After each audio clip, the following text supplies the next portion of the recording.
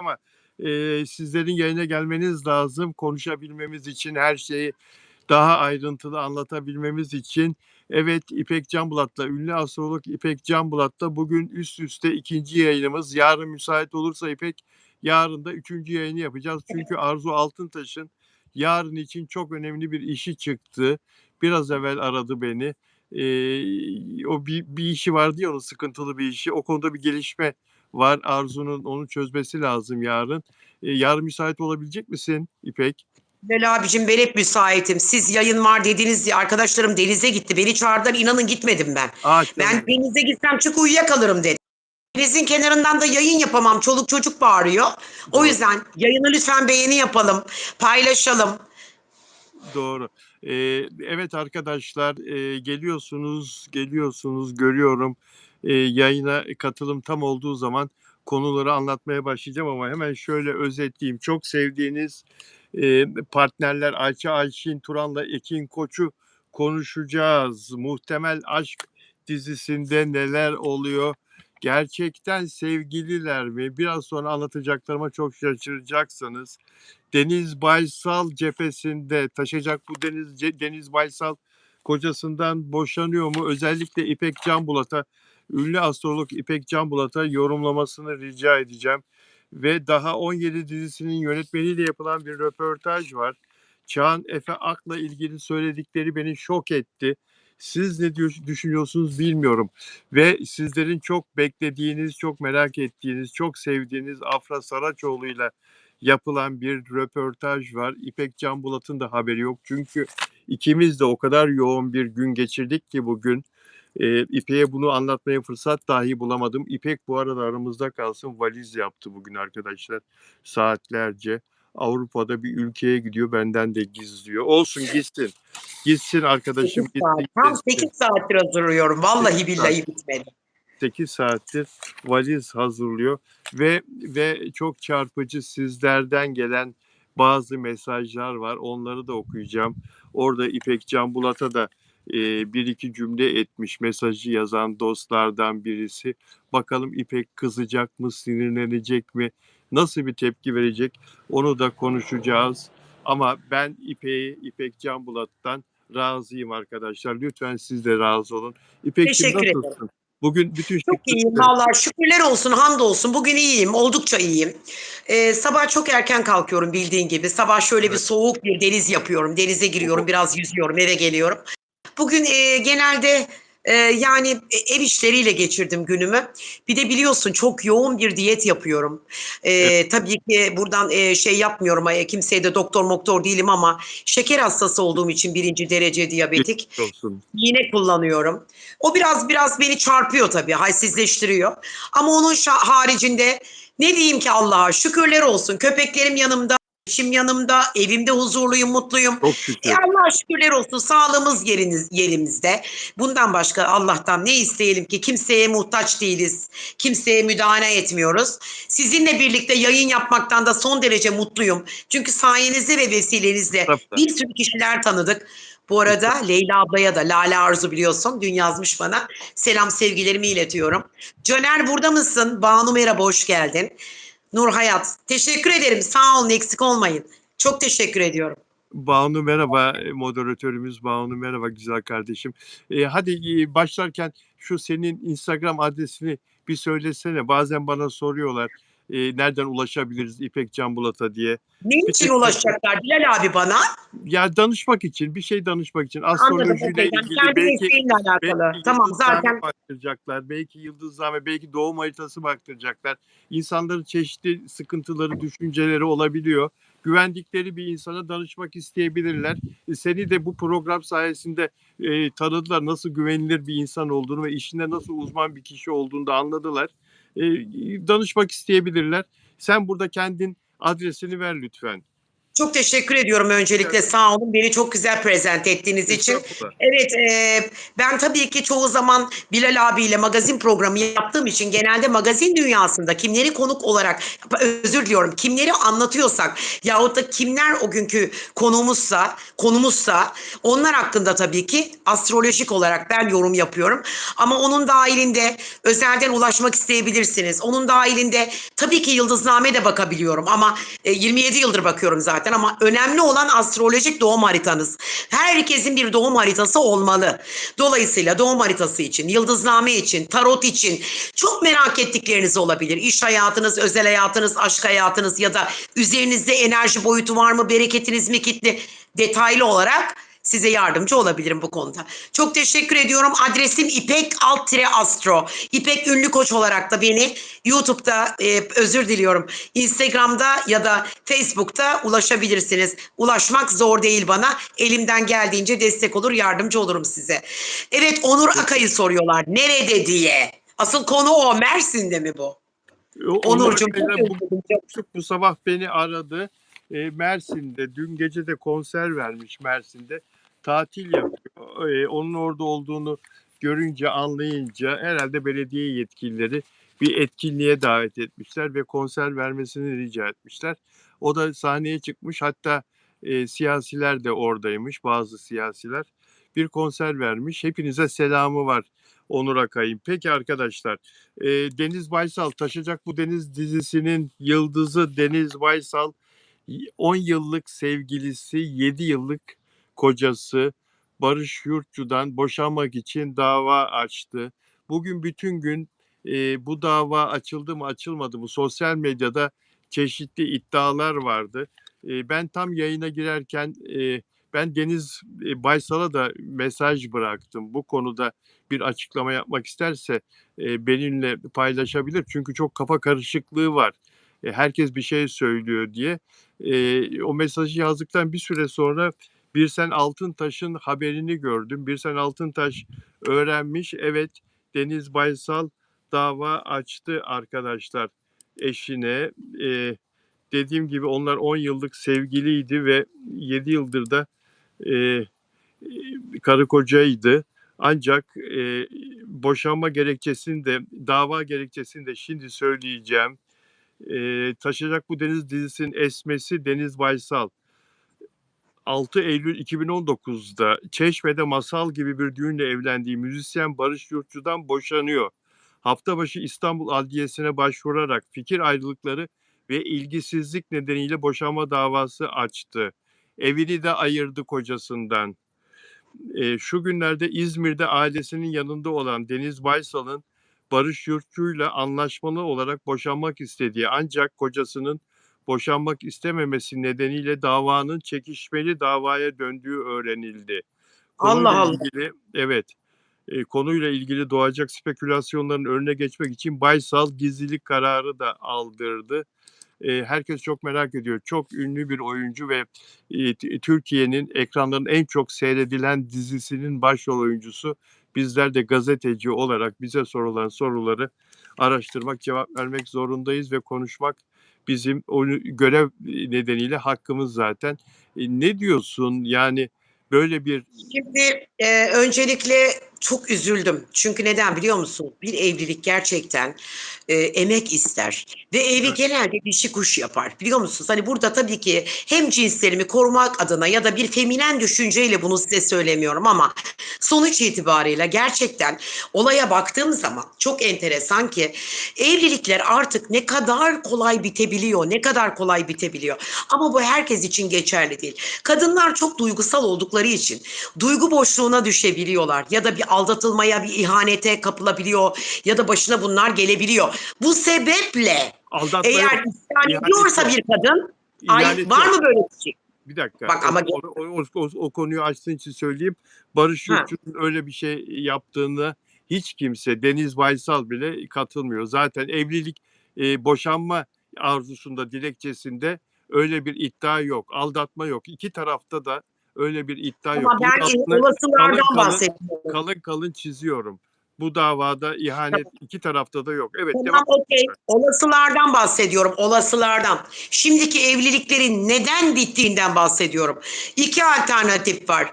Ya saygı bitti, sevgi, aşk bitti yahut aldatılma. Evliliğin sebebi bu, bozulma sebebi. Çünkü bana gelen danışanların %90'ı bu konuyla, genelde %90 aldatılmayla alakalı geliyor da ama geri kalanları da bakıyorum ekonomik özgürlüğü olmayan kadınların çoğu bana geliyor. Ama şimdi bunlara baktığım zaman ikisi de güzel, meslekleri var. Çok güzel. Fakat bir koçla bir boğanın anlaşması mümkün değil. Aman aman aman, Deniz sen de aman ya, aman ya, lütfen Allah, ya bu astrolojide de Allah aşkına bir yolu, bir yöntemi, bir şeyi olsun ya. Ya böyle bir şey, iki insan birbirini çok seviyor ama biri koç biri boğa. Yani o evlilik yürümez mi ya? Yürüyen yok mu hiç ya? var tabii ki. Var ama Evet, kavga dövüşle giden var. Anlatabiliyor muyum ne demek kötü ya, istediğimi? o da kötü ya. Tabii kötü. Koç burcu ve boğa kendimden biliyorum ama bir erkeğin boğasını bilmiyorum. Ben bir kadın boğa olarak konuşuyorum. Söyleyeyim. Koçla boğa anlaşamaz. Çünkü ikisi de inatçıdır. Koç çok başarılıdır. İş hayatında hep ben der. Onun ne evliliği, ne ailesi, hiçbir şey işinin önüne geçemez. Deniz Hanım burada muhtemelen, bakın şimdi konuyu bilmiyorum. İnanın sebep nedir bilmiyorum. Özelleridir onların. Belki yarın öbür gün açıklayabilirler neden boşandıklarını. Muhtemelen aşkları bitmiştir. Biten aşklardan dolayı evlilik bitiyordur. Yoksa evlilik, aşk devam etse, sevgi saygı devam etse, evlilik de emin olun ki devam eder. Çünkü evliliği ayakta tutan temel taşlar vardır. Ben burada Buyurun. araya giriyorum. Ben burada araya giriyorum. Biraz bilgi, Evet. sonra yine sözü sana vereceğim. Bayramda, geçtiğimiz bayramda Baysal ailesiyle bayram paylaşımı yaptı. Eşi Barış Yurtçu o fotoğrafta yoktu, orada yoktu. Deniz bayram kahvaltısına oturdu ailesiyle, kocası yanında değildi. Ve bu da yorumların artmasına sebep oldu sosyal medyada.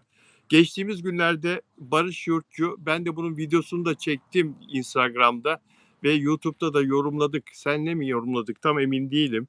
Barış Yurtçu bir story attı. Orada benim sevilmemekle ilgili bir derdim yok. Sonuçta ilişkiler böyle. Sen birinden hoşlanacaksın ama onun ilgisini çekmeyecek. Bu açıdan herkes sevilmeme gerçeğiyle baş edebilir ama sevildiğini sanmak o fena işte. Birinin seni buna inandırması, ona güvenip yaslanman ve onun çekilmesiyle düşmen. Böyle bir düşüş en güçlüsünü bile dibe batırır. Yani tam dünyadan sıyrılıp böyle artık burada yaşayayım derken evsiz kalıyorsun. Bu bambaşka bir köksüzlük. O yüzden bu hayattaki en önemli şey hayatını kiminle paylaşacağını doğru seçebilmek diye, daha da uzun bu. Kocası bir hafta evvel bir paylaşım yaptı. Zaten o Yaralı. paylaşımdan sonra anlaşılıyor ki Deniz Baysal adliyeye gitti, boşanma davası açtı. Ne diyorsun? Yaralı. Şimdi şöyle bir şey görüyorum. Boşanma davası açan taraf bir şeye kırıldı, alındı, bir şeyler hissetti Kadın ki açıyor. Kadın açıyor. tamam. Yolunda gitmeyen bir şey var ki evlilikle alakalı olarak Deniz Hanım bu boşanma davasını açtı. Adamcağız hala seviyor. Ben onu hissettim. Ama bir şey söyleyeyim mi? Bu yuva yıkılsın istemem. Hiçbir evlilikte yuva yıkılsın istemem. Çünkü çok zorluklarla kurulan bir şey. Anlatabiliyor muyum? Ama inşallah Allah yani uzlaşırlar. İnşallah tekrardan ama çekişmeli davadan bahsettiniz. Bu çok kafamda bir soru işareti yarattı. Çekişmeye Bir döndü. erkek neden çekişmeli davayı kabul etti? Şahsen. Erkek boşanmak istemiyor. Kadın dava açtı. Erkek boşanmak istemiyor. İtiraz etti. Boşanmayı kabul etmedi. Dolayısıyla kadın şimdi kendi savlarını ileriye sürecek. Neden boşanmak istediğini ve erkek de neden boşanmak istemediğini. Dolayısıyla çekişecekler. Şimdi şunu söylemek istiyorum. Peki Buyurun. deniliyor ki aşk bitti. Aralarında aşk bitti. 10 yıllık Ben öyle hissediyorum. 10 yıllık sevgiliydi bunlar. Adam da Kolpa grubunun solisti, bir konser veriyorlar. Anadolu'nun çeşitli illerinde, İstanbul'da, Ankara'da on binler doluyor alana. Şimdi aşk bitti deniyor. Peki sevgili İpek, aşk bitince herkes boşanmaya kalksa hangi evlilik yürüyebilir ki? Eee, 8 senelik, 10 senelik, 15 senelik, 20 Yani senelik en evlilikler önemli aşk mı şey var Allah nedir? aşkına? Bakın, Aşk kalıyor mu? Aşk evet, zaten kalmadı. bitiyor. Bakın az önce Ay Yıldız bir şey yazdı burada. Evet, Alttan ben bu arada konuşurken chat'i de takip ediyorum. evet. İzleyenleri de. Diyor ki peki diyor eski evliliklerde nasıl oluyordu bu Evet, diyor. evet, evet, evet, Şimdi evet, hemen evet. konuya geliyorum. Eski evliliklerde bu anneannemiz zamanında, dedelerimiz, annemiz zamanında orada Evet, kaldı zaten bunlar. Saygı vardı. Ananeler, örfler, gelenekler farklıydı. Şimdiki gibi miydi? Şimdi insanlarda tükenmişlik sendromu var, ekonomik kriz var. Kadın erkek çalışıyor. Eskiden kadınlar çok çalışır mıydı? Yo, çalışmazdı. Erkek çalışır, eve ekmek getirirdi. Kadın temizlik yapar, ütü yapar, evin işleriyle ilgilenir, çocuklara bakardı. Dolayısıyla bir saygı vardı, saygı. Şimdiki evliliklerde o saygı da kalmamış, yok. Çünkü evlilik kalmadı. diye bir şey göremiyorum ortada baktığımda. Çok nadir, çok nadir. %50'si yenmiş bu evliliklerin. Ama eğer gerçekten aşk bittiyse, saygı biterse aşk biter. Saygı biter, evlilik biter. Saygının o istediğin kadar sev, istediğin kadar aşık ol. Eğer o saygı yoksa o evlilik belli bir noktada elbet bir gün, bugün bitmezse yarın gene biter. Anlatabiliyor muyum? Peki. Bir de bazı insanlar özgür karakterlidir Bilal abi. Bakın daha araştırmadım bu konuyu. Efendim Özgürlükten ne bilir. istiyorsun? Ne istiyorsun? Ne var? Kim Geliyor o? mu? Sesi geliyor mu? Çekirge, çekirge. Çok güzel, çok otantik, harika. Gelsin bir şey olmaz. İşte Doğallıktan yana ama bizim izleyici. diyorum sesi bastırıyor. Evet, evet devam et lütfen. Yani Bilal abicim şunu demek istiyorum. Şimdi beyefendi boşanmak istemiyor, çekişmeli. Çekişmeli de niye olur? Ya ortada bir mal mülk davası vardır. Mal mülk vardır evlendikten sonra. Yahut da genelde insanların kafasında şu var. Acaba birisi mi var hayatında da boşanmak istedi? Ben de bunu kabul etmiyorum. Yani bir başkasıyla evliliğini en az 5 sene kilitliyor seni. Anladınız mı olayı? Yani ben zannetmiyorum bir Bak başkası işte olsun. alternatifleri İlla saydım yap. ben size. Böyle olacak diye bir şey Evet, demedim. evet, Ben evet. alternatif Evet, söylüyorum. evet yeni açanlar için bizim yayınımıza yeni katılanlar için söylüyorum. Öyle bir emare, öyle bir sezinleme zaten basında yok. Yani iki taraftan birinin diğerine Açıklaması yok. ihanet ettiği şeklinde böyle bir şey yok bu ilişkide, bu evlilikte. Bunu tekrar altını çiziyorum. Yanlış anlaşılmasın. Bu konuyu yine konuşacağız. Yarın yine İpek Canbulat'la yayınımız var. Arzu Hanım'ın yarın bir işi çıktı. Arzu Altıntaş'ın. Sevgili İpek, üçüncü gün üst üste yayın yapacağız yarın. Peki, şimdi ben Afra Saraçoğlu'nun röportajına geçmeden evvel boşanma dedik. Ünlü oyuncu Pelin Karahan 12 yıllık evliliğini bitirdi. İş adamı, iki çocuğunun babası, iki tane pırıl pırıl erkek çocukları var. Bedri Güntay'dan boşanmıştı biliyorsunuz bundan 7-8 ay evvel.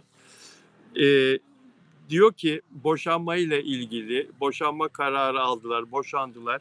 İhanet iddiaları yalan haber.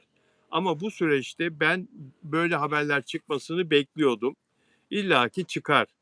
12-13 yıllık evlilikte tabii ki inişlerimiz çıkışlarımız oldu. Başka sebeplerimiz vardı bizim, başka sebeplerimiz. Biz çok güzel ayrıldık. Boşanmaya birlikte gittik. Eve birlikte döndük. Hala her gün konuşuyoruz. Çok iyi anne babayız biz. Hayalini bile kuramayacağım bir hayatı yaşıyorum. Kariyer kaygım yok, maddi kaygım yok, mutluluk kaygım yok. Ya ben böyle şey ya hadi be. Aman ya olur mu öyle şey ya? Hem boşan hem ondan sonra ya ne diyorsun İpek Allah Biter. aşkına ya? He? Bana uygun değil, bana uygun değil. Saygı çerçevesi içerisinde çocuğun varsa eski eşini ararsın. Öyle Evet. samimi olup da tatile gidenler var. Şimdi yeni moda bu. Evli kadın ikinci evliliğini yapmış. Ne kadar enteresan. İlk kocası çocuk var diye tatile davet ediyor. Bunu da sizinle birlikte birisini konuştuk biz. Bir yayında unutuyorum benim aklımda değil. Ben de unuttum. Vardı. Evet, Vardı hatırladınız mı? Eski hatırladım. eşiyle birlikte Evet. tatile gitti çocukla beraber. Evet, Çok enteresan. evet, evet. Ya şimdi oraya Evet, çok tatile enteresan. ya eski günleri anımsarsan ya yani iki kadeh içince yani başka şeyler düşünürsen Eskiyi kadın yad edip de bir kadın şeyler düşünürse olursa bir şeyler olursa o zaman yani niye boşandınız o zaman yani? O zaman Nasıl Evet, yani ben bunu çıkacaksın? anlayamıyorum. Yok, Böyle el şey ele olur mu ya? çıktık, adliyeden kol kola çıktık, sarmaş dolaş çıktık. Madem birbirinizi seviyordunuz niye boşandınız o zaman? Hayır, konu ne? Özgürlük müydü acaba? Saçma geliyor bana bu konu hakkında, inan ol. Yorum yapmak dahi istemiyorum. Çünkü benim biraz görüşlerim şey yapar, hatta yani etrafımdaki insanlar da ne kadar yobazsın derler bana. Ama Değil işte ya, bazı şeylerim benim gerçekten çok eskilere gidiyor, anneannem dönemine. Hep rahmetli anneannem nur içinde yatsın, onun fikirleriyle varım. O da öyle derdi. Bazı şeyler da ters gelirdi. Bizim göreneklerimize uygun değil. Boşandıysan orada biter. Ne alaka tatile ben gidiyorsun? Boşan. tabii tabii yani 2 tane çocuğunuz varsa arada tamam çocuklarla ilişki devam etsin diye çocukların olduğu ortamda ayda bir kere yemek yersin, kahvaltı yaparsın. Ama yani birlikte tatile gitmek ne demek ya? Her gün telefonla konuşmak ne demek boşandığın eşinle? O zaman niye boşandın ki? Her Niye gün boşandın o konuşursun. zaman kardeşim? Pişman olanlar da var. Mesela ilk kocasından boşanıyor, ikinci de ilkinki gibi aradığını bulamıyor. Mutlaka mukayese ediyor, ilki daha ağır basıyor. İşte bir yalandan bir aşk sarhoşluğuna bir evleniyor ama büyük bir hata yaptığının bilincine ve farkına varıyor. Sonradan da o ilk kocayla bir münasebet kurmaya çalışıyor. Belki eski günlere Oo. ulaşırım diye. Çok yanlış geliyor bana Bilal abi. Bilmiyorum, eleştirilecek, tartışılacak bir konu aslında. Afra Saraçoğlu ile ilgili röportajı biraz sonra anlatacağız. O konuya biraz sonra geçeceğiz arkadaşlar. Daha 17 dizisi yıkılıyor. Yeni fragmanını gördünüz mü bilmiyorum ama bu pazar günü, önümüzdeki pazar günü yayınlanacak bölümün fragmanında Leyla yani Ceren Ayruk, oyuncu Ceren Ayruk Aras'a soruyor. O 19 yaşındaki Çağan Efe Ak'a soruyor. Sevgilim olur musun diye fragmanda soruyor. Annesine ben Aras'ı seviyorum diyor. Biz sevgiliyiz diyor. Sevgilim diyor pembe dünyama hoş geldin diyor ve Manifest grubu bu dizide Manifest grubu dizindeki oyuncuları eğlendiriyor. Karakterleri eğlendiriyor. Yıkılacak dizi yıkılacak. Ve zaten reytinglerde de 4 tane yaz dizisi var biliyorsunuz. 4'ü de yurt dışına satıldı. Kapış kapış gidiyor yurt dışında yeni yaz dizileri. Reytinglerde de bu Daha 17 birinci sırada. Daha 17'nin yönetmeniyle röportaj yaptılar. Yönetmen Emre Kabakuşak. Başarılı bir yönetmen. E, röportajda röportajda e, şeyi söylüyor. Aras karakteri daha ilk bölümden seyircinin empati kurduğu bir karakter. Onu kurarken özellikle dikkat ettiğiniz şey neydi diye soruluyor. Aras yaşından olgun, duygularını yoğun yaşayan ve farkındalığı yüksek bir karakter. Çağan Efe Akın canlandırdığı. Bu yüzden onu tek bir duygu üzerinden anlatmak mümkün değil. Kardeşini bulmak için çıktığı yolculukta hayatının en büyük sınavlarından biriyle karşılaşıyor. Aşık oluyor. Bu da her şeyi daha karmaşık hale getiriyor. Onun özgüvenli, akılcı ve izleyicinin empati kurabileceği bir karakter olmasına özellikle önem verdim diyor.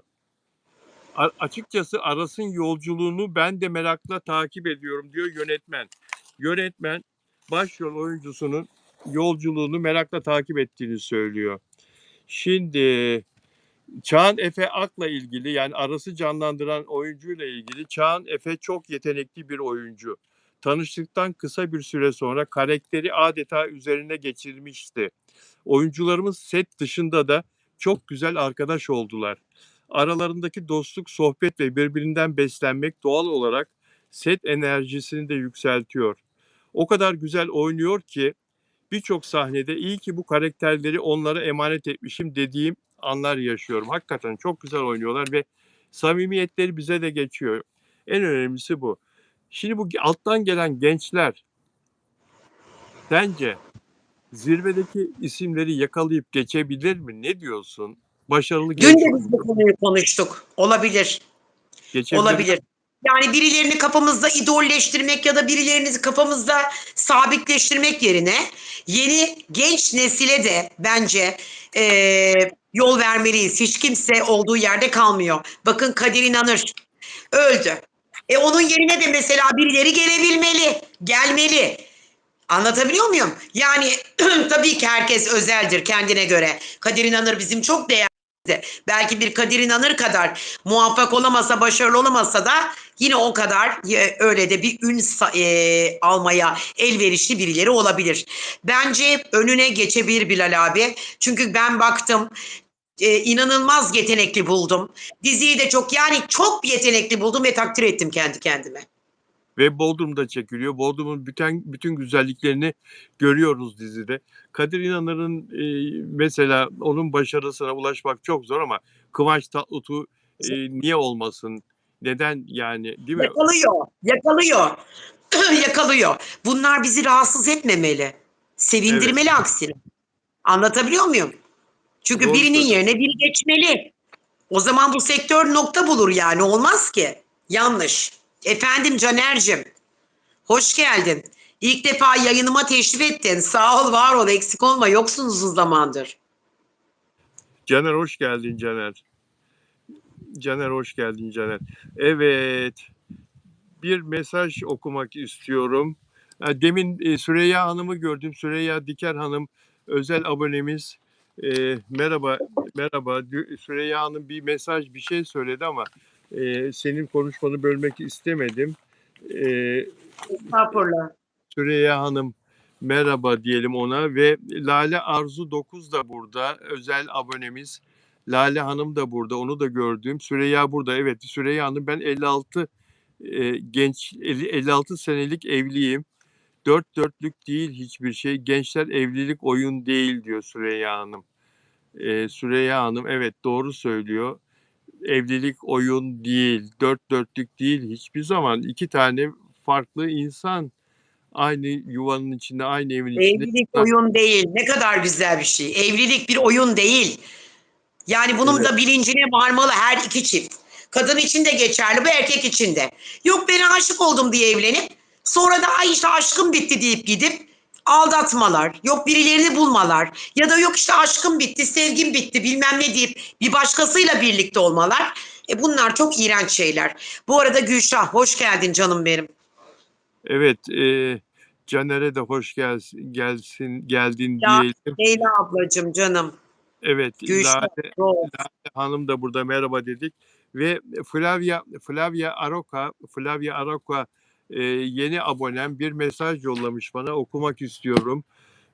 Flavia Aroca, Bilal Özcan, ben Brezilya'dan Flavia'yım. Tahmin etmiştik Brezilyalı olduğunu Flavia. Soyadım dedem yüzünden Portekizce.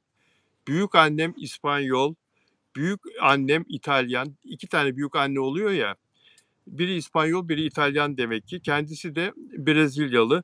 Büyük babam Portekizli ve Brezilya'ya yerleşmiş. Diğer büyük babam da İtalyan. Diğer dedesi de İtalyan. Adımı andığın için öpücükler diyor. Flavia, bizden sana öpücükler güzel kardeşim. Bizden sana teşekkürler Flavia. Brezilya'ya özellikle İpek Hanım'ın çok selamını söyle. Çok sever Rio de Ay Janeiro. çok severim. Neyi Çok sever. severim biliyor musun? Neyse. Yıllar önce gitmiştim Buenos Aires, Copacabana plajına falan. Yıllar önce ama 15-20 sene önce. İnanır mısın bir terlikleri var Brezilyalıların. Bir terlikleri var parmak arası flip flop ama taşlı. O taşların hepsi Swarovski.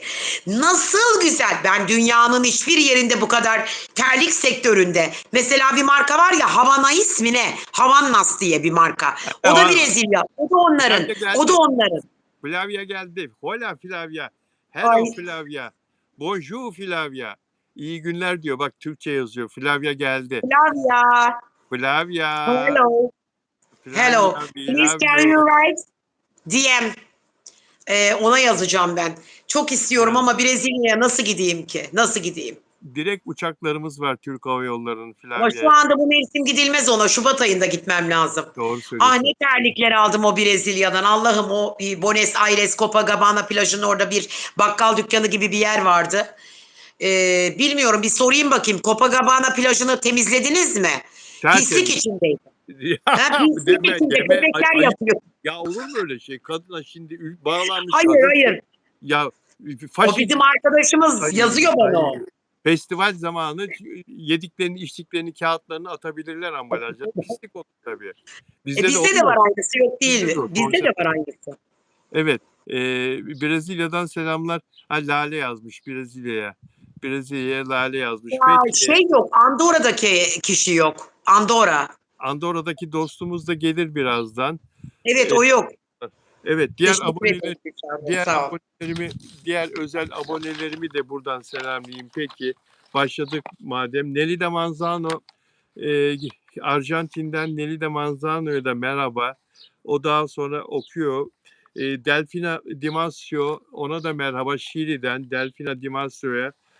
Ve Lydia. Lydia yoksun bugün, bak yok yazdım. Fransa'dan Lydia Dupuy özel abone. Gün boyu kendisiyle mesajlaşıyoruz. Ve Monica Vasconcelosa Brezilya'dan diğer özel abonemiz. Ona da merhaba dedik. Monica, seni de özledik. Monica'nın mesajlarını okuyorum YouTube'da videoların altında. Peki şimdi Flavya'nın mesajını okudum. Onu kapatıyorum ve Ayça Ayşin Turan'la Ekin Koç Muhtemel Aşk dizisinin başrol oyuncuları. E, MF yapım, yapımcı Alena Bülbüloğlu'na özel olarak kutlama yollamak istiyorum buradan. Hakikaten bu işi çok iyi yapıyorsunuz. Daha evvel de çok güzel diziler çektiniz. Bu da tam bir yaz dizisi. Komedi de var için içinde. Bazen izlerken sahneleri, karakterlerin repliklerini kendimi tutamıyorum, gülüyorum. Bazen hayret ediyorum ve yönetmen Altan Dönmez. Seni de tebrik ederim Altan Bey. Çok güzel dizilere imzanı attın bugüne kadar ve bu diziyi de ustalıkla çekiyorsun. Ve Ayça Ayşin Turan'la Ekin Koç'un arkadaşlar, sevgili İpek, son 4 senede birlikte yaptıkları 3. iş bu, biliyor musun? 4 yılda 3 işte başrol oynadılar. Diğerlerini söyleyeyim. E, TOT'ta, bu Dijitürk'ün bir platformu var ya, TOT. Orada Vicdansız isimli bir dizide oynadılar. E, 2025'te yayınlandı. 2023'te yayınlanan Netflix filmi Sen İnandır. Netflix filmi Sen İnandır'da oynadılar. Ve şimdi bu iki başrol oyuncusu Muhtemel Aşk'ta Show TV'de birlikteler. Ve müthiş bir kimya. Nasıl bir kimya biliyor musun? Bana kızmayın. Afra ile Mert'e yakın bir kimya. Gülme be. Gülme, niye gülüyorsun? Ya Yani daha niye geçen gülüyorsun? gün Ya Afra ile Mert'in ilişkisini yerden yere vurdun. Şimdi de diyorsun ki Afra ile Tarçın, Mert'in... Ya Tarçın, Bilal abi. Tarçın gel ısır, gel ısır, gel. Gel İpek ablanı ısır. Ya Bilal abi çok alem adamsın ya, Tarçın yemin gel. ediyorum. Tarçın Bey dinlemiyor bile. Tarçın bile dinlemiyor beni ya. Gördüm orada onu. Tarçın bile dinlemiyor. Ya hakikaten öyle bir kimya var ki, öyle bir kimya var ki yani dizide birbirlerine aşık olacaklar. Fakat adam evli, boşanacak şeyinden, karısından Kadir. Ve bu Defne de, Ayça Ayşin Turan da onun avukatı, boşayacak olan avukatı. Fakat karısı boşanmak istemiyor. Aile çıkarları gereği de şu anda boşanmayı ertelediler filan. E, Yani birbirleriyle de böyle alttan alttan flörtleşiyorlar. Yani böyle bir platonik bir şey var. Müthiş çekiyor insanı ve sahneler, çekimler, ışık, kadrajlar falan hepsi çok güzel. Herkese tavsiye ediyorum. Bu diziyi izleyin.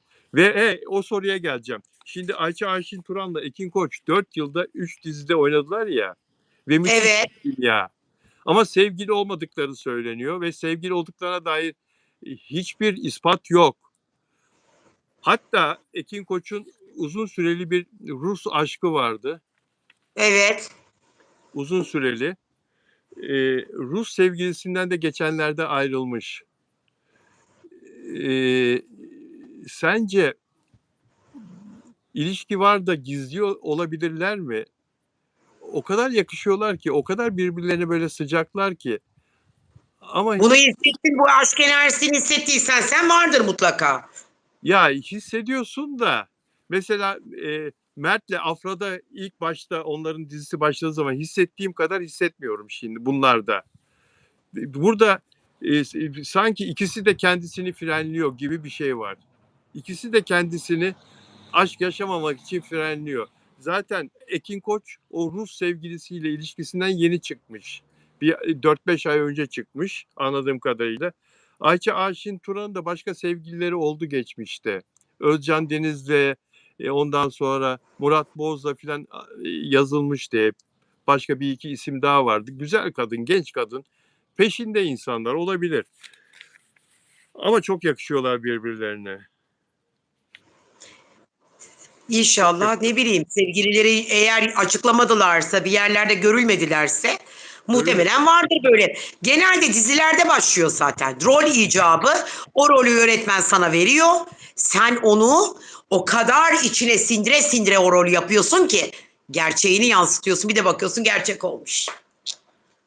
Ay, acaba Ne kadar dizilerde mi oynasaydım ben de? ne kadar güzel anlar. Ne Anladın kadar mı olayı? anladım.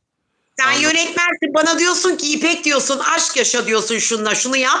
Ama oysa mesela hayatımda biri yok. Zaten genelde hayatında biri olan insanlar böyle bir şeyi kabul etmiyor, biliyor musun?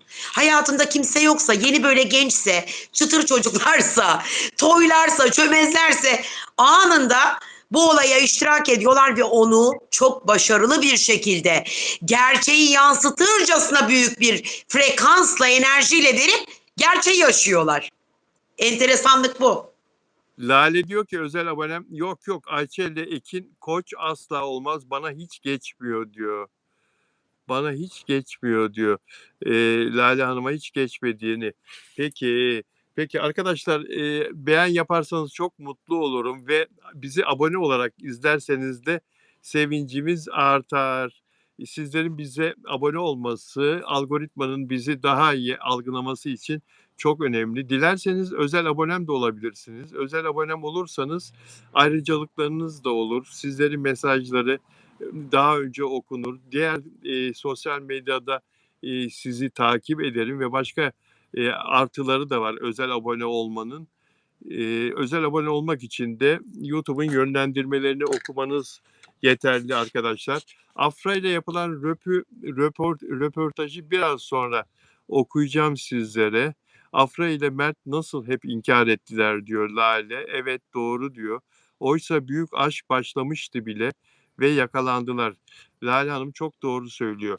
Ve o büyük aşkın devam etmesi isteniyor ve o büyük aşkın bitti sanılan o büyük aşkın yeniden canlanması isteniyor. Bunu en çok savunan da şu anda o güzel gözleriyle beni izleyen değerli İpek Canbulat. Afram'ın tekrar başlaması gerektiğini söyleyen ve başlayacağını söyleyen. İpek bu his sana nereden geliyor? Nasıl geliyor? Afram'ın Neye canlı başlayacağını, bir saniye, neye başlayacağını. Afram'ın yeniden canlanması gerektiği ve canlanabileceğine nasıl kendini ikna ediyorsun? Nasıl böyle bir fikirdesin? Bitmiş bir şey nasıl Şimdi bitmiş ilişkiden bahsediyorsunuz herhalde, doğru Evet, mu? evet, Niye başlamasın ki? Bana danışanlarımın içinde ister inan ister inanma o kadar çok dönen var ki, gelen soran. İpek Hanım, bir laf vardır derler. Eskiye rağbet olsaydı bit pazarına nur yağardı. Doğru evet, mu? evet, Hayır evet. derim, doğru değil. Öyle bir şey yok, doğru değil. Olabilir. İnsanlar ikinci partnerinde aradığını bulmayabilir. Eskisine dönebilir. Az önce yine konuşmuştuk bunu ama onlar evliydi, anlattıklarımız. Bunlar sevgili.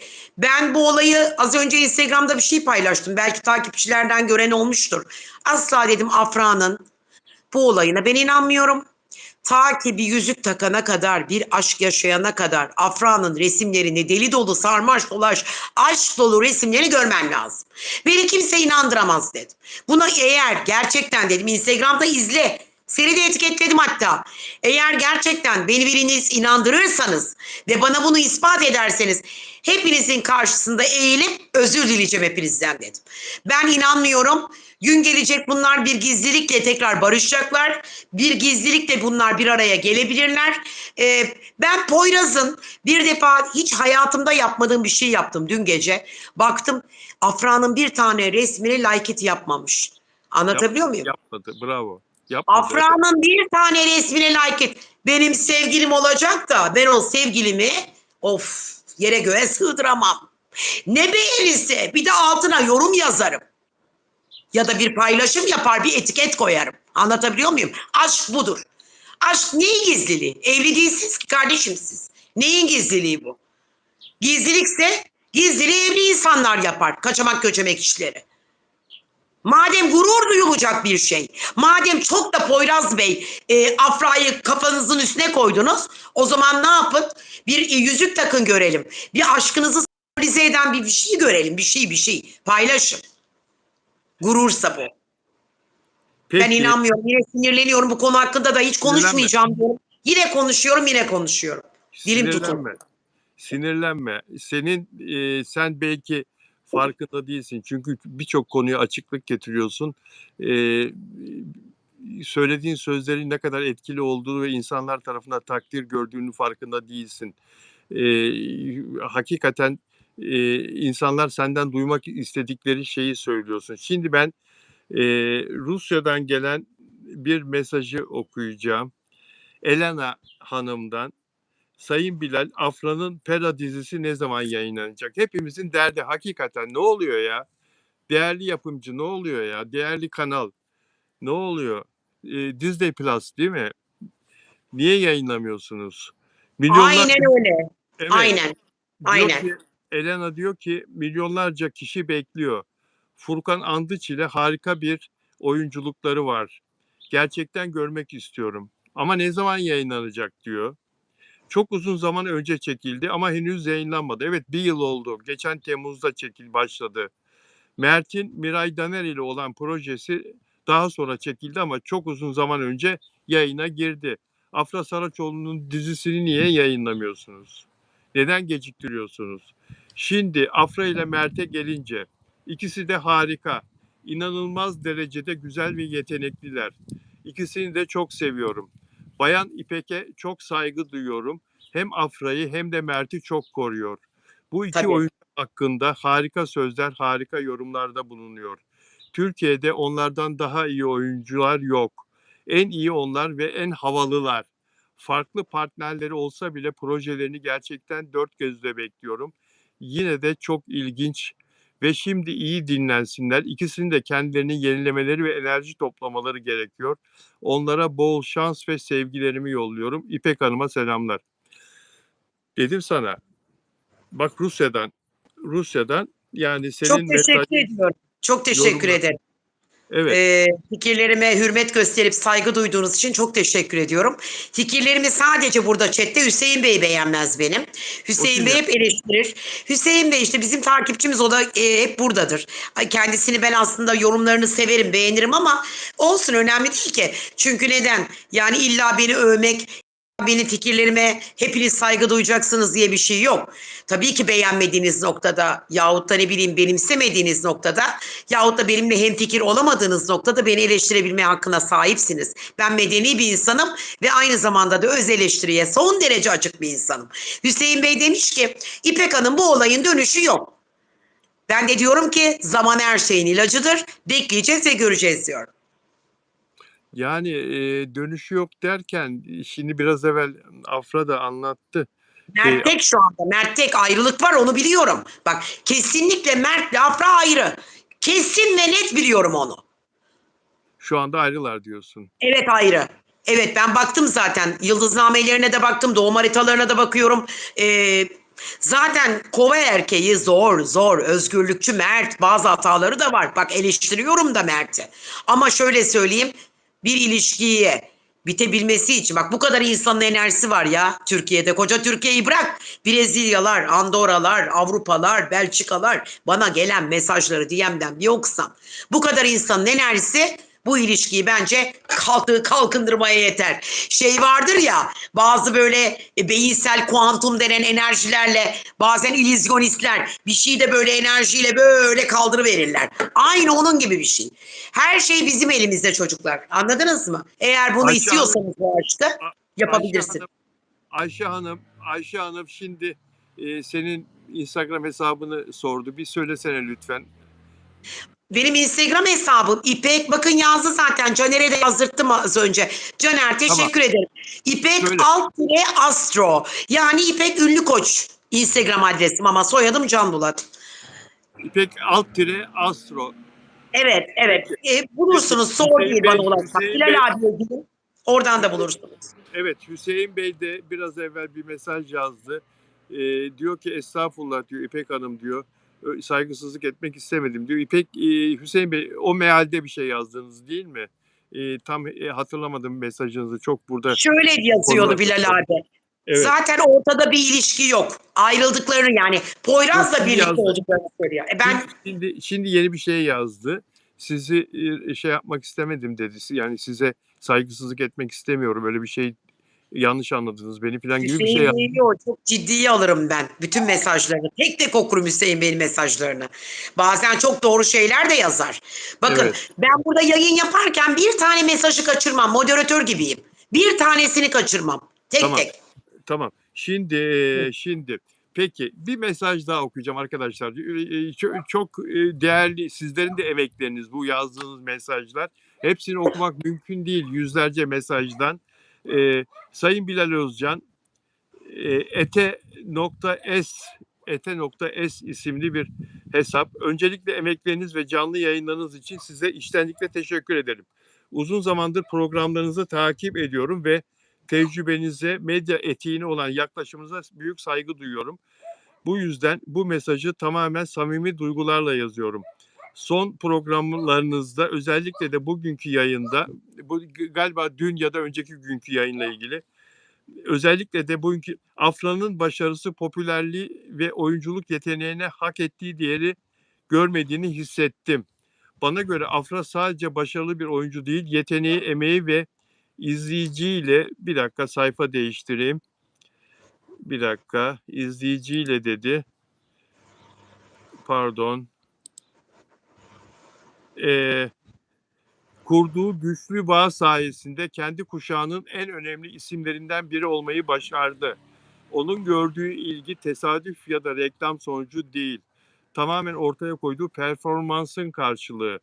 Ayrıca son dönemde Mert ile Afra'nın oluşturduğu başarılı ekran uyumuna alternatif yeni partnerlikler oluşturulmaya çalışıldığı izlenimini ediniyorum. Bravo. Hakikaten öyle.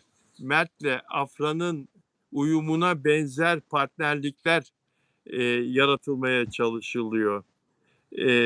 Hatta Mert ile Miray Daner'in projesinde bile Yalı Çapkını'nı çağrıştıran sosyal medya sayfaları ve benzer bir atmosfer oluşturularak aynı başarı yakalanmaya çalışıldı. Kopyalandı ya. Kopyalandı. Evet. Bir dakika. Ancak izleyicilerin tepkisi gösterdi ki güçlü bir ekran uyumu yalnızca benzer tanıtımlarla veya aynı formülü tekrarlayarak oluşturulamaz. Benim düşünceme göre Afra'nın Mert ile yakaladığı doğal uyum ve ekrana taşıdığı etki benzersizdi.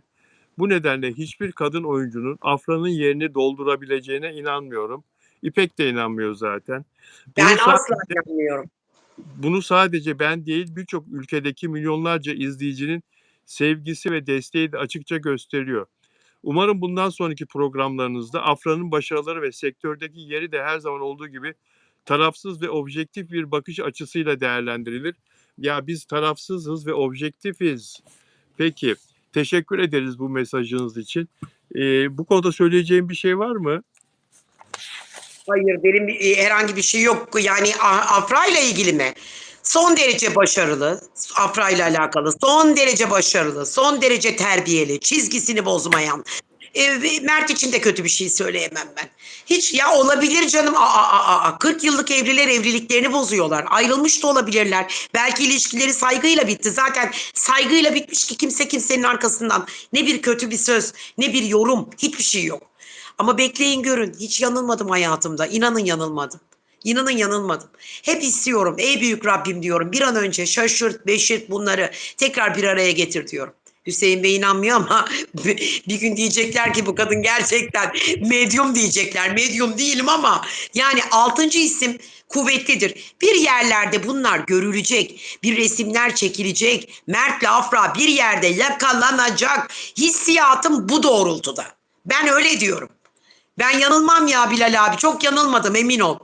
Yani bu hayatta 27 yıldır bu işi yapıyorum ama gönül gözüm açık. Durup dururken beni de yani İbrahim Tatlıses durup dururken bunlar 30 yıl önce keşfetmedi. İnan. Yoksa ben psikoloji bitirdim, işletme bitirdim. Yani doktoralı masterlıyım, doktoralıyım. Nasıl olur da yani bu işe girdim? Demek ki bir şey var burada. Yani bir enerjiyle alakalı bir durumu var. Ama gerçekten hissediyorum. Ve ben inanıyorum ki Mert üzüntülü. Geçen gün Mert bir şeyler postları sildi. Afra'ya dikkat et. Afra da bir şeyler paylaşmıyor. Gazetecilere bir şey anlatmıyor. Ne bileyim o çizgiyi bozmuyor. Ya benim kafam biraz değişik çalışıyor. Yani olabilir. Gitti tatile. Misilleme olabilir. Her bir şey. Bakın yorum da yapmıyorum. Çünkü burada Afracılar var. Bir o kadar Afra'dan şu an sıkılan, sevmeyen var. Mert'i çok sevenler, kollayanlar var.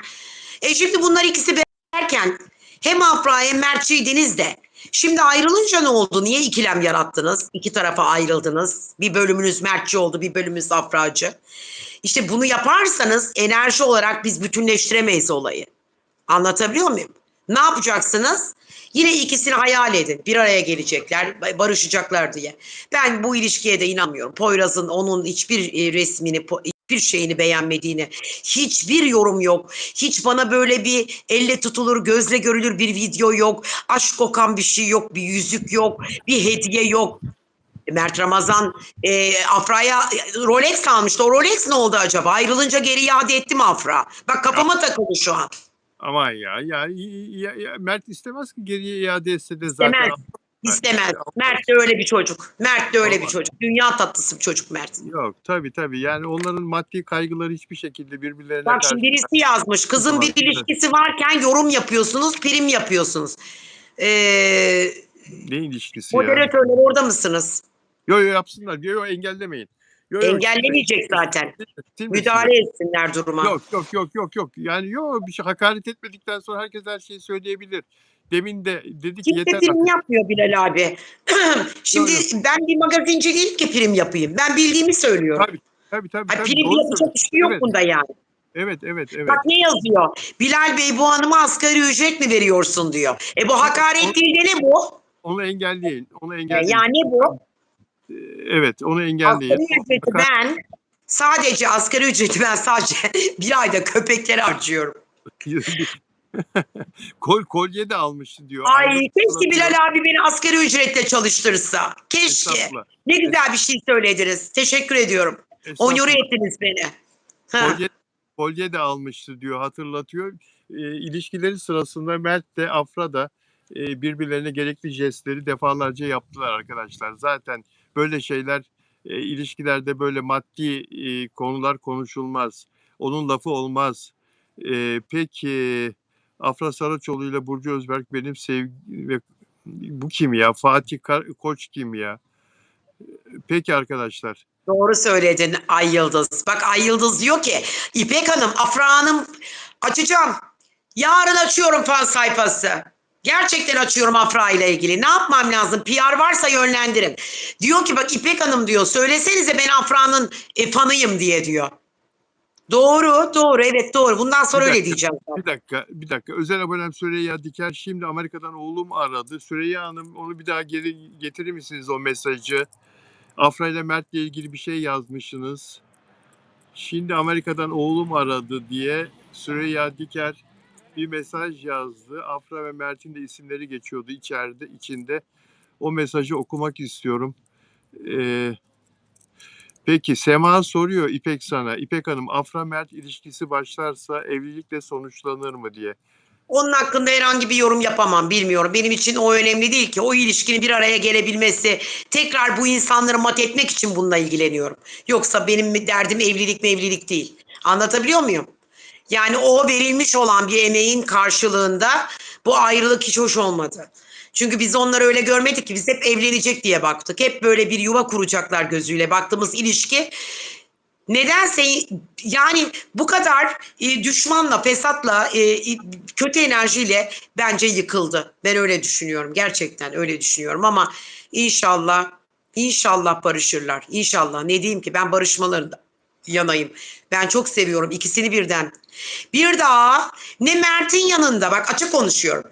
Ne Mert'in yanında bir kız görsem evlenecek deseniz hiç olmam. Kahrederim kendimi. Ne de Afra'nın bir ilişkisinde saygılı olamam. Ne Afra'nın ilişkisine saygılı olurum ne de Mert'in ilişkisine bu saatten sonra. Anlatabiliyor muyum? Olamam ya. Yani olamam, elimde değil. Çünkü ben onları öyle gördüm. Öyle yoğunlaştırdım o ilişkiyi ben kafamda. İkisini de çok seviyorum. Allah ikisinin de gülen yüzünü soldurmasın. Allah ikisine de en güzel şeyleri nasip etsin. Başarıların en güzelini, sağlığın, huzurun, mutluluğun hiç unutulmasınlar. Biz onları hiç unutmayalım. Hiç unutmayalım. Evet, şimdi arkadaşlar, Teşekkür ederim Meral Hanım. Sağ olun. Ha. şimdi Afra Saraçoğlu'nun paylaşım yapmaması, babasının Afra'nın tatiliyle ilgili hiçbir paylaşım yapmaması, Afra Saraçoğlu'ndan bizim haber alamamamızın nedeni bana sorarsanız, Afra oradan C dediği zaman storylerinde Amerika'dan hemen herkes o babasının arkadaşı olan evli Azerbaycanlıya linçlemeye başlıyor. Senin ne işin var orada? Senin ne işin var Afra'nın yanında? Sen evli değil misin filan falan. Bu adamın burada ne işi var diye. Ve bana gelen bilgiye göre Afra bunlardan çok rahatsız oluyor. Babası da çok rahatsız oluyor.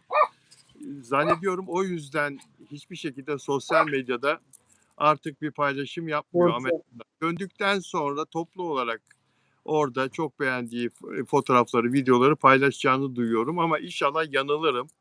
İnşallah Afra Saraçoğlu paylaşımsız bırakmaz. Şunu da söylemek istiyorum. Afra Saraçoğlu şu röportajda söylediklerinde samimiyse, ki ben samimi olduğuna inanıyorum, dönüp gelmesi lazım aslında. Eğer orada tekrar kendisini bağlayan bir etkinliğe, yani bir İngilizce kursuna mesela gitmişti bir ay süreyle geçen gidişinde, böyle bir şeye yazılmadıysa aslında dönüp gelmesi lazım. Okuyorum şimdi Afra ile yapılan bir röportaj. Ben diyor üşümekten nefret eden bir insanım. Ama galiba kışı daha çok seviyorum. Kış daha çok insanların bir şeyler üretmek için çalıştığı, genelde bir şeylerle mücadele ettiği bir mevsim. Tatil havasından ben çok sıkılıyorum. Uzun süre hiçbir şey yapmamak beni hiç beslemiyor. Bazı insanları besler ya, benim ise hareket etmem gerekiyor. Öyle yatıp güneşleneyim hiç benlik değil. En fazla bir hafta sonra sıkılırım ben. Benim için tatil biter. Şimdi bunu diyen Afra'nın dönüp gelmesi lazım. Dön gel artık Afra, bizi duyuyorsan. Dön gel, sıkılmışsın belli orada ama bir İngilizce kursu gibi bir ya da bir oyunculuk, mesela oyunculukla ilgili bir akademi, yüksek bir kurs filan gibi bir şeye gidiyorsa o zaman gelmez de elbette. Ama onun ötesinde tatil benim için bir hafta diyor Afra Saraçoğlu ve biz de onu çok özledik. Bu arada bu Azerbaycanlıyla ilgili insanların paylaşım yapması, yani linçlemeleri elin adamını Mert'ten dolayı değil mi? Yani Mert'le olsun istedikleri için insanlar yanında bir erkek sinek bile görmeye dayanamıyorlar. Tahammül Aynen. edemiyorlar. Aynen. Değil mi? Yani evet. Bak diyor ki Lale Hanım, Afra kesin orada bir şeyler yapıyordur. Yani hangi anlamda bir şeyler yapıyordur? Çalışıyordur diyor. Afracıyor. Yani bir şeyler üretmeye, bir reklama, bir şey için gitmiştir diyor. Boş durmuyordur diyor. Tatili değildir o. Çok akıllı ya, kafası çalışıyor Afra'nın. Onu demek istiyor. Evet ama bu kadar da çok işkolik olmak ya insan ruhuna biraz zarar vermez mi ya, bu kadar Bak çok ya biraz. aynısını yazdı. Bak ruhunu biliyorum Leyla ablanın. Ruhunu biliyorum. Çalışıyordur diyor. Evet, ben de aynı fikirdeyim Bilal abi. O boş durmaz. O tatile niye gitsin ki Amerika'ya? Muhtemelen bir şey için gitti oraya. Yine bir markanın tanıtımı olabilir. Bir sözleşme, bir şey. Bir olay için gitti yani. Hiçbir şey olmasa stüdyoları dolaşır filan yani, değil mi? Gözlem yapar. Hiçbir Aynen öyle, aynen öyle. yani, yani ben bile Amerika'ya, New York'a gittiğim zaman mutlaka oradaki o müzikalleri birini, ikisini gidip seyrediyorum ama buradan haftalar önce bilet aldırıyorum Amerika'daki bir dostuma Ne ve kadar güzel. Bayılıyorum senin bu kültürel faaliyetlerine. İnan teşekkür çok ederim. beğeniyorum. Teşekkür ederim. Ki Afra oyuncu oradaki o harika, birbirinden güzel New York'taki o müzikalleri mutlaka gidip seyrediyordur mutlaka. Zaten, o kadar çok müzikal var ki görmen gereken. Onlara, haftada 2 tanesine filan gitsen bile, yine de bitiremezsin, onların şey yapmayı, gidip Ersin izlemeyi. ablacığım. Ersin ablacığım hello. Broadway'de Broadway'de Afra da mutlaka gidiyordur diye düşünüyorum. Bu da bir iş. İşiyle ilgili, Ha, mesleğiyle ilgili. tabii, tabii ki, Kendisini tabii. geliştiriyor. Evet, Kim bilir ne oyunculuk için gitti oraya. evet, bak Lale diyor ki oyunculuk akademileri çok oralarda, kesin gider diyor. Evet, kesin gider diyor. Peki, çok teşekkür ediyorum İpek, Can Bulat. Ay, Yayınıma ne çabuk bitti yayınımız. Yarın görüşeceğiz merak etmeyin. yarın yine Teşekkür, ben birlikte teşekkür olacağız ederim inşallah. Bilal abicim. Sağ olun. Sağ ol. Sevgiler sunuyorum. Görüşmek üzere. Dostlar, Hepinize iyi akşamlar. teşekkürler. Hoşça kalın. 1 saat doldu. Sevgiler.